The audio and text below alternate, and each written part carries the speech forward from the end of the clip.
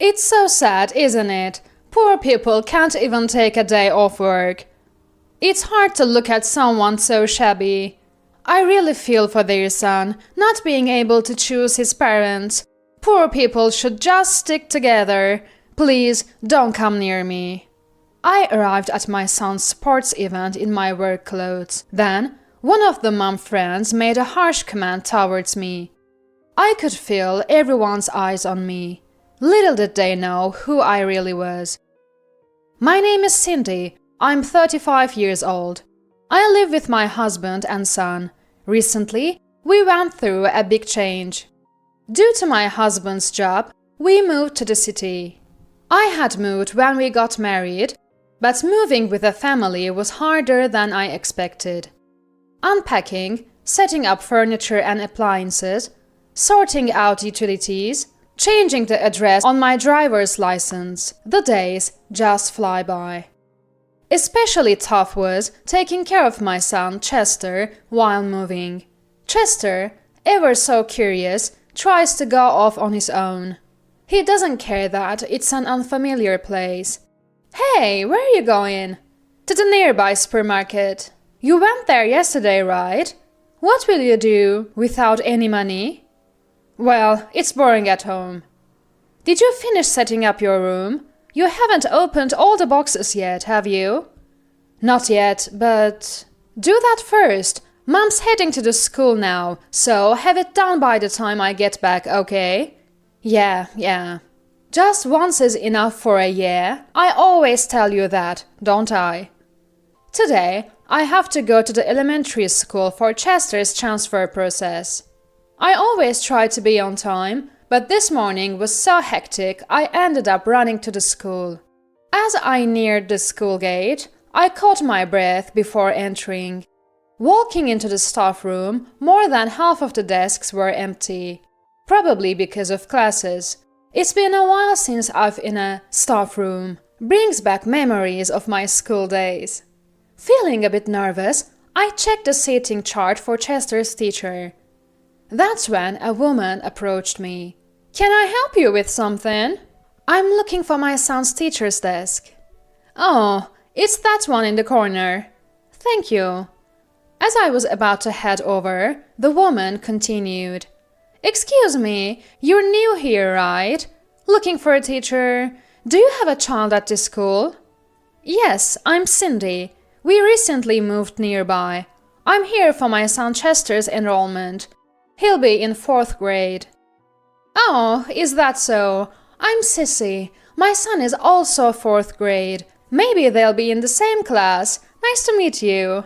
Nice to meet you too. Though we exchanged greetings, I couldn't help but notice Sissy's expression. Was it my imagination? She seemed to scrutinize me from head to toe as if scoring me. Was there something on my clothes?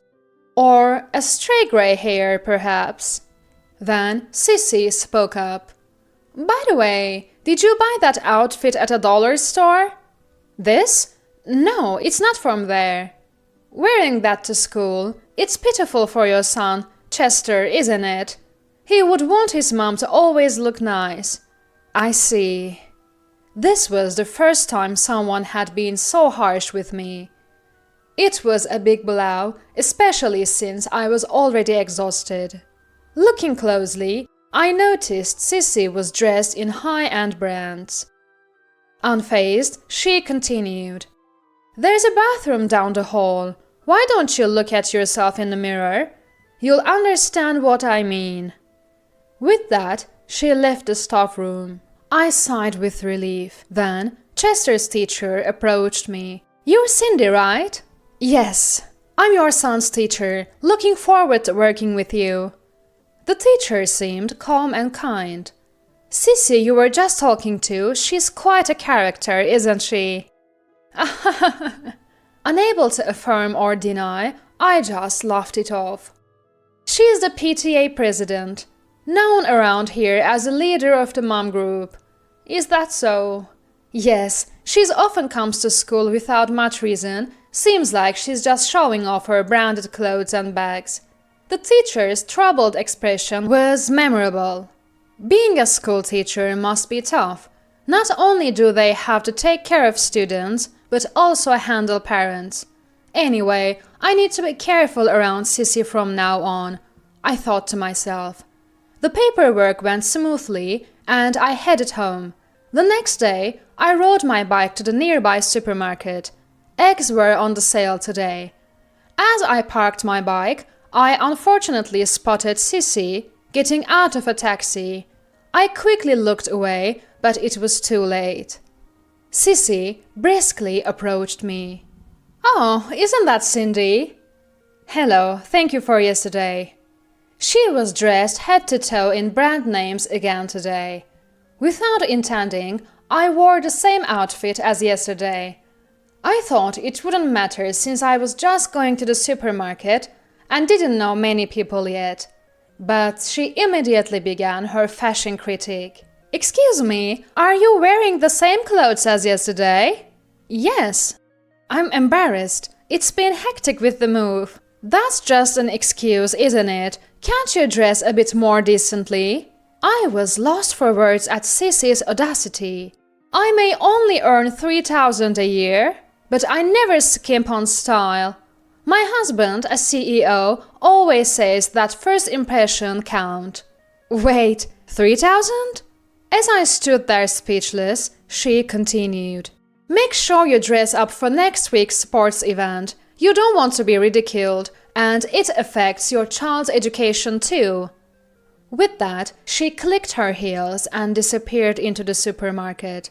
I didn't go inside, but instead rode my bike to another supermarket. Everyone has people they dislike. I believe in keeping a distance from such people in interpersonal relationships. While thinking about dinner, I headed to the supermarket. A week later, it was suddenly the day of Chester's sports event. I woke up early and started making his lunch. I planned to pack all of Chester's favorites: chicken nuggets, sausages, sandwiches. I decided to ignore nutritional balance just for today. Imagining Chester's happy face, I diligently packed the lunch. Then I noticed my mobile phone vibrating. Who could it be this early in the morning?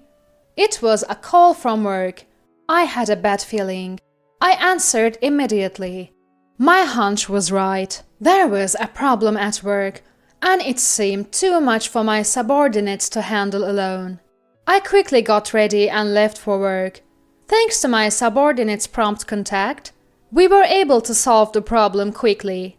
But the sports event had already started. They were probably doing free throws in basketball by now. I rushed home, packed the lunch, and headed to the school. I didn't change my clothes. Rather than wasting time on that, I wanted to watch Chester do his best, even if it was just for a second longer. I arrived at the field, out of breath. The sports event was in full swing. As I was moved by the children's performance, a familiar voice called my name. "Cindy!" I turned around to see the last person I wanted to meet, Sissy. "Hello." Sissy looked at me, frowning. She was decked out in brands again today. "Is that work clothes?" "Yes, there was a problem at work this morning, so I had to go in. I didn't have time to change. I should go now." As I tried to leave, she wouldn't let me. "Wait a minute, work clothes? What kind of nerve do you have? Unbelievable!" Her mocking laughter echoed. I saw men in suits approaching from the VIP area. Sissy seemed unaware. She continued to tirade against me. "Poor people can't even take a day off work. How sad. It's hard to watch someone so shabby. Your son, unable to choose his parents, must be pitiful. Poor people should just stick together. Please don't come near me." Her loud words drew the attention of those around us. Everyone was looking our way, whispering among themselves. I was thinking about how to handle this situation. That's when I was approached by some men from the VIP area. A member of the parliament I often saw on street posters. "President Cindy, good work out there." "Thank you." This morning must have been tough, but as expected of a president, resolving the issue so quickly. It was a team effort. I couldn't have done it alone. "Are you here for a promotional activity today?" "Haha, no, my son goes to this school." "Your son? I didn't know that. My apologies." I had met him as part of a promotional campaign. Hearing our conversation, Sissy looked confused. And for a good reason. She had pegged me as a poor person, but in reality, I'm a president.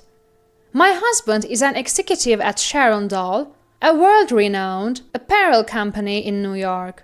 I'm the president of that company. Our annual turnover is $500,000. We had recently moved here from the heart of New York.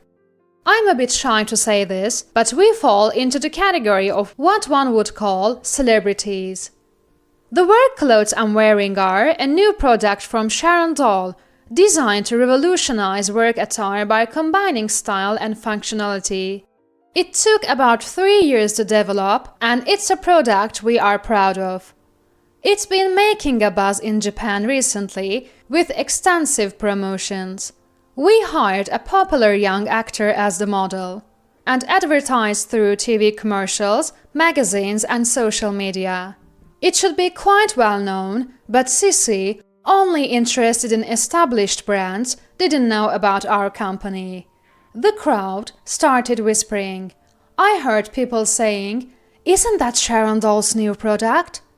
Furthermore, rumors were spreading that Sissy, despite wearing branded clothes, was ignorant of the latest trends.